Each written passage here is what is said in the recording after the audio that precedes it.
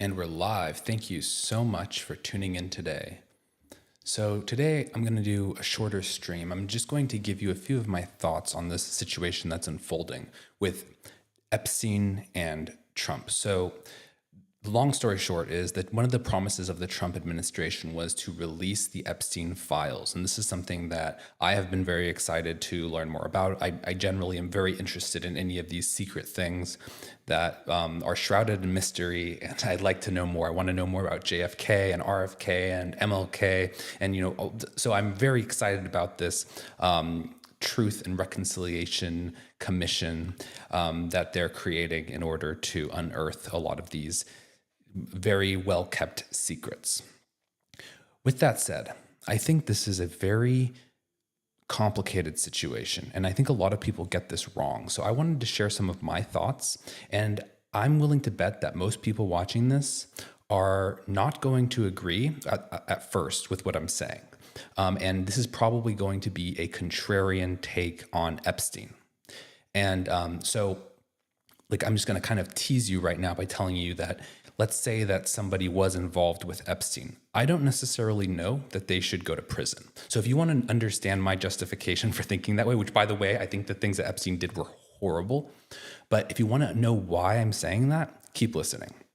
So first, I want to just establish something. Everyone sitting in their living rooms, reading about this, listening, learning about it, gets horrified whenever they hear the details of what Epstein did.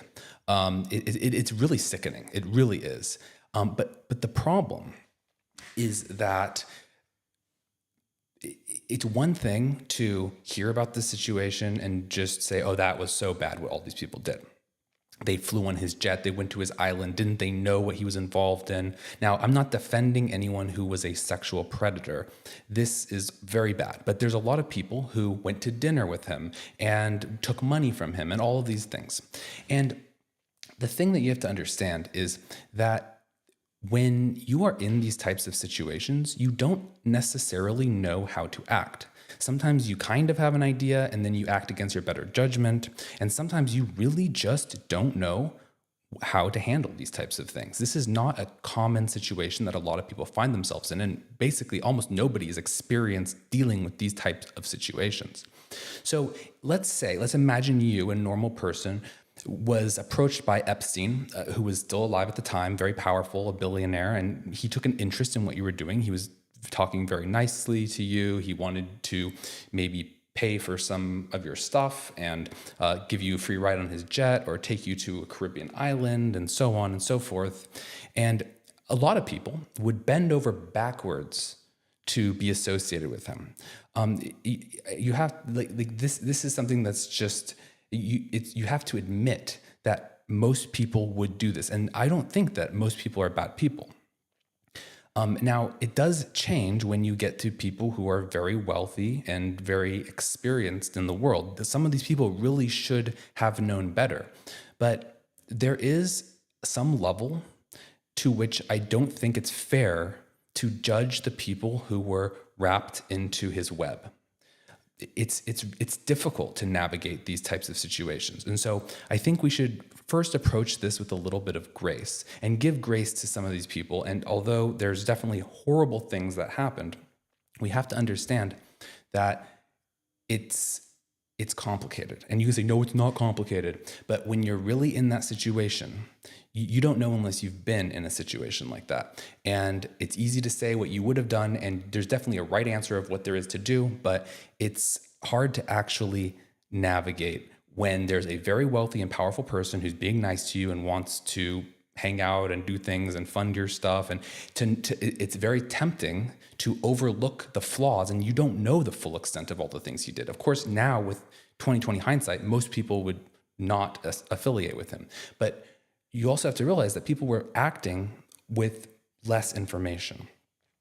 So, okay, that's one thing I just want you to keep in mind, is that most people probably would have gotten entangled. If they encountered Epstein, they would have somehow gotten entangled, and they probably could have ended up on some list just by encountering him. He was a very powerful force to reckon with. And so the idea that you could just simply like most people would just simply know what to do and not associate with him. I think that's false. So we need to at first approach this with some skepticism. Like when we think about like who is on this list, we need to realize that not everybody that would be affiliated with him is necessarily a very bad person. It's people who lacked good judgment and people who lacked moral courage, but you can't bucket them all in the same group. Now, there are some people who are very bad who were involved with him, but we can't bucket everybody who was affiliated with him in that same group. And so one of the difficulties of releasing the files, first of all, I just want to put this out there. One of the difficulties with releasing the files is that you may be implying things about people that is not true. You may be putting people in this group of Epstein affiliates, and it has not been litigated the degree to which they were involved and the degree to which they had moral failings. It might have just been a minor oversight. Like RFK said, oh, he offered me a ride, and RFK Jr. said that Epstein offered him a ride in his jet to go somewhere one time. It was probably a bad move. He might have been able to like look into him and know not to affiliate with him, but and it's hard to know what he knew at the time. But still, this is not the same thing as someone who has, sexually assaulted a minor. That's a much worse thing. So we don't want to put everybody in the same bucket. And just releasing files, although I am in favor of it, I do acknowledge there is some difficulty. And I'm generally in these tricky situations, I defer to just being honest and transparent. I think that the truth is always a good thing. However, it is tricky, and we just must acknowledge that. Now, the other thing that I want to also mention in this discussion is the difficulty in taking down someone like Epstein. And so if anyone, it's one thing to just try not to associate with him. That would have been a good move for most people to do. They shouldn't have associated with him, it's true. But there's a reason why Epstein was able to do what he did for so long without being taken out. And one of those reasons is because he was operating at a very, very high level of power. And when you're operating at that type of a level of power, there's no playbook. Like, for example, let's say that I have a contract with some business partner and they violate the contract. There is a playbook for dealing with contract law. And so I can sue them, we can go to arbitration, we can do this and that. There's all these mechanisms for dealing with this type of a situation. And the thing is that doesn't work when you're at the upper levels of power.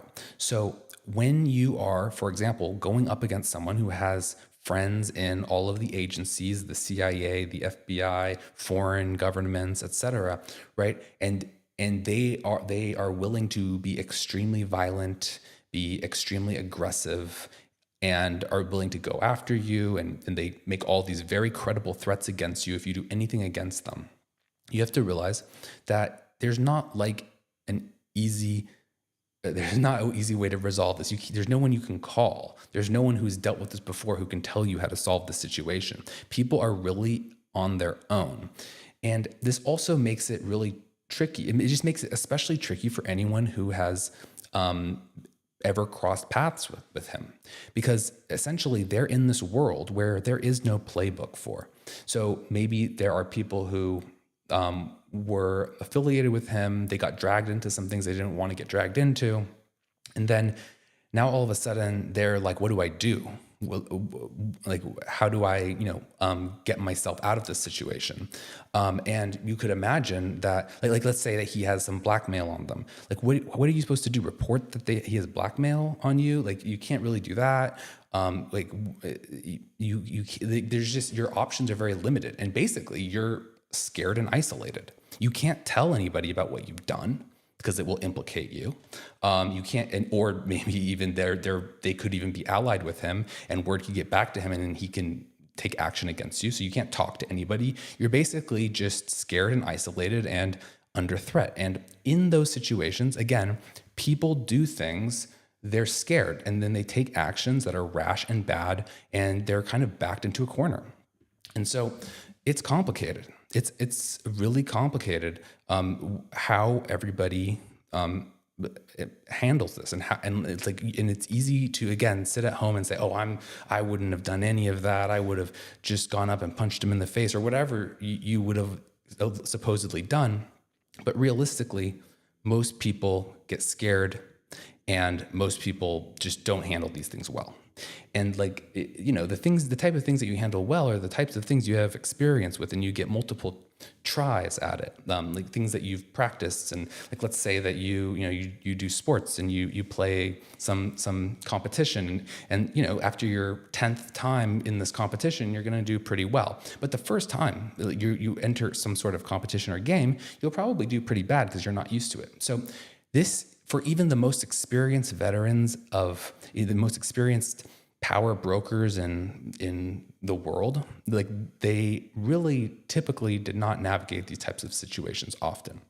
So we need to, again, I think we need to kind of have a bit of forgiveness toward some of the people who were involved in this situation. And I can't give a blanket statement about how we should handle these cases. It's very tricky. For example, I wouldn't say a blanket pardon because people did horrible stuff. They should be held accountable. And I wouldn't say, but I'm also just saying, don't treat all of them as people who are just as bad as Epstein himself, who was undoubtedly a bad person. So, and I think one other reason why we need to kind of have this mentality about the Epstein associates is because there's a lot of them, I believe, and they're powerful. And the problem is that when they get backed into a corner, they're going to get very, very desperate. So imagine that all of the most powerful people in the world are somehow potentially going to get screwed over, like in a very bad way, like go to life in prison or get killed or whatever. Let's just say it's going to happen.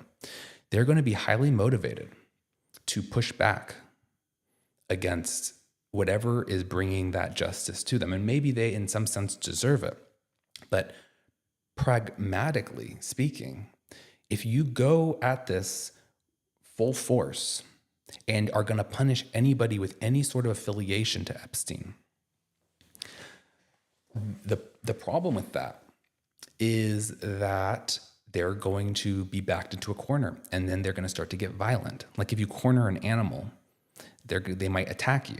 And this is just a kind of like a common theme. You want to, at some level, you want to just be, you want to extend grace to people who have made mistakes and not necessarily fully punish your political enemies.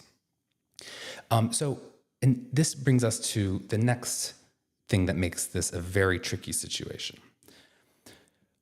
Well, we don't know who's involved. And one of the things, so first I want to say is the real people we need to get at is not the people who are associated with Epstein, like the people who flew on his jet and stuff like that. What we really want to do is we want to get at the people who were the perpetrators, the people who were behind Epstein. And these people may have not even really otherwise been associated with him. They might not have flown on his jet. They might not have gone to his island. They may or may not have. We don't even know. But even if they didn't do any of that stuff, they are the real enemies. They are the ones that need to be got because they were the ones that were leveraging this blackmail, and they were the ones who were orchestrating all of this bad stuff.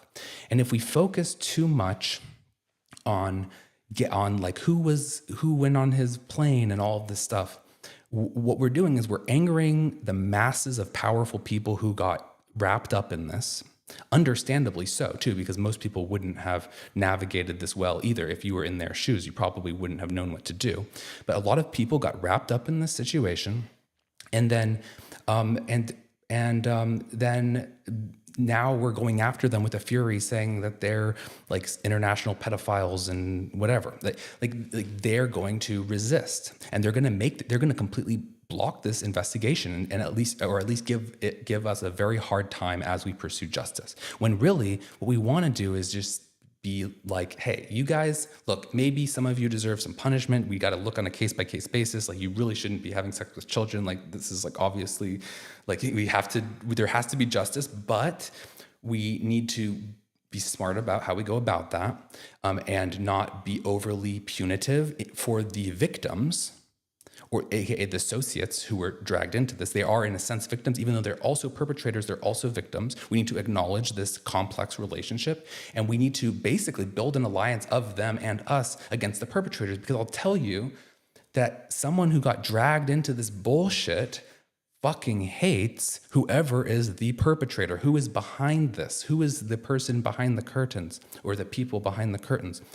That group is hated by the people who got enthralled in this, in going on to Epstein's island, and then got blackmailed and all the stuff that presumably happened. Those people hate them.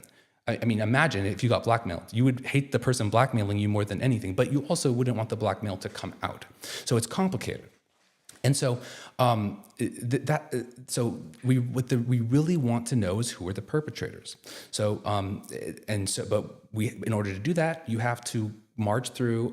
You have to go through all this evidence of the kind of victim slash collaborators.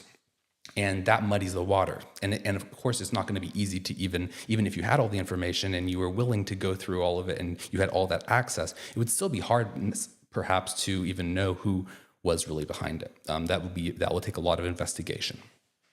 But the other thing I think is that we don't know who is involved. And I think this is an important piece. Now, people have theories about who was involved. Some people say it was the CIA. Some people say it was Mossad. Some people think it was neither. I don't know what it is. We don't know. You can have your theories. There's a lot of coincidences. A lot of these worlds overlap, and people like to have clean narratives. But there's no doubt that people affiliated with a variety of organizations, including corporations and NGOs and all these other things, are all in the mix here. And so just because, for example, just to say that some Mossad person went to Jeffrey Epstein's house, it doesn't mean that he was a part of Mossad. It doesn't mean he wasn't. I'm just saying you have to have a bit of a sophisticated analysis, and you have to actually just be humble and say that you don't know. But one of the problems I think that might be happening, or maybe it has happened or will happen, is that a lot of people who say, oh yeah, let's uncover the Epstein files. That sounds great. That this is what they say. And then when they find out more, maybe they're thinking, oh, I didn't know that these people were involved. I like these people. And it's tricky because nobody knows. And so the problem is, let's say that you wanted to conspire to conceal who it was from your friends, or with your friends. Like you wanted to bring people in and say, look, these people were behind it, but we don't want them to get in trouble. And so what we're going to do is we're going to redact the parts about them. Let's say that was your plan. The problem is that you would have to bring people into the loop to cover it up with you. And in doing that, you're expanding the circle of who knows. And basically, you kind of what you need to do if you want to actually make this work is you would need to signal to your team, hey guys, if you actually knew what was going on, we don't all know this, but our team is behind this. People that we like is behind this. You'd have to tell them without telling them. You see what I'm saying? How do you get them to stop digging without telling them, which then thereby tells everyone? And when there's a saying, two can keep a secret if one of them is dead. And kind of the idea is if you expand the circle, the word will get out. And so I would say it's basically impossible to actually pull this off. You can have the propaganda.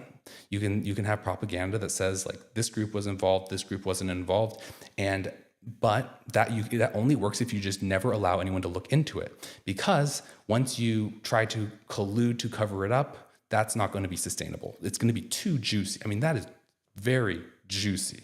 That is going to get out. I'm sorry. There's no way it's not getting out. And then if you, let's say you just say, okay, well, let's just completely redact everything and there's no conspiracy, like we're not going to let anyone in on this information, then all the people who maybe even wouldn't want the information to get out because their side would be very hurt by it politically, all those people then still think, oh, let's go get the Epstein files. Oh yeah, I didn't do anything. Okay, well, yeah, but some people you want to do well did, and your side is benefiting from it being covered up, and you just don't know. And so it's tricky. And I have people that I like politically.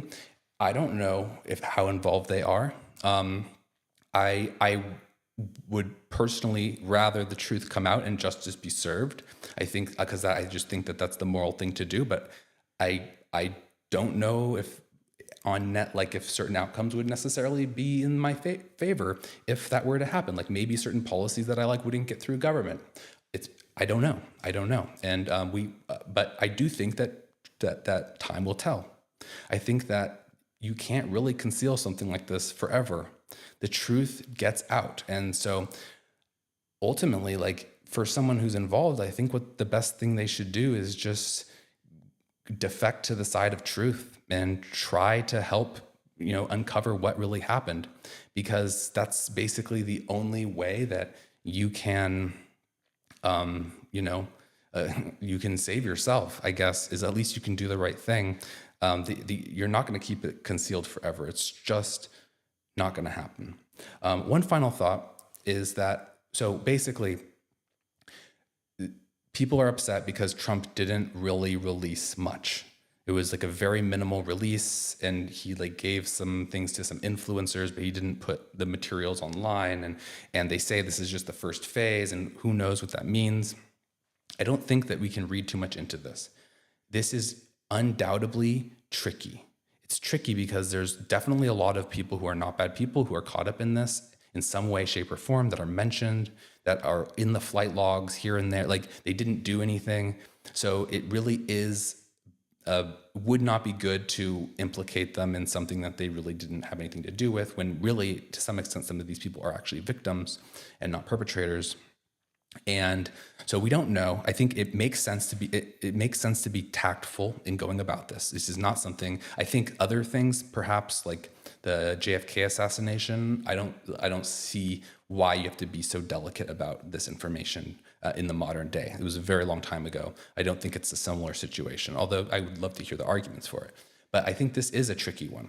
So I couldn't read anything into it yet. But what I will say is, let's say that Trump doesn't end up releasing anything in the end.